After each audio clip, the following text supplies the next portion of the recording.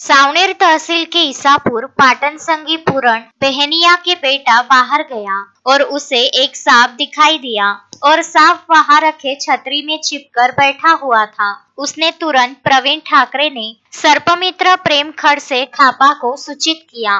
तुरंत सर्पमित्र विशाल शेंडे प्रेम खड़ से हर्षल मोहिते, सौरभ शेंडे और सर्पमित्र समन्वयक हर्षल सदावर्ते ने मौके पर पहुंचकर बताया कि 4.5 मीटर लंबा एक अत्यधिक जहरीला मण्यार प्रजाति का सांप छतरी में छिपा दिखाई दिया। सर्पमित्र ने इसे सुरक्षित रूप से पकड़ा और एक बक्से में डाल दिया। खापा वन रेंज कार्यालय अधिकारी विजय गंगावने और क्षेत्र सहायक यूपी बावनी वन रक्षक गोविंद मेंढे ने सांप की निगरानी की और इसे सुरक्षित रूप से वन क्षेत्र में छोड़ दिया। फिलहाल बारिश का मौसम चल रहा है और ऐसे में ऐसी घटनाएं आम बनती जा रही है। ऐसे में सांप के काटने पर तुरंत नजदीकी प्राथमिक स्वास्थ्य केंद्र में इलाज के लिए जाना चाहिए। सर्पमित्र और सर्प अभ्यासक मयूर कनोजे और सागर कनफड़े ने मण्यार प्रजाति के विषैले सांप के काटने के लक्षणों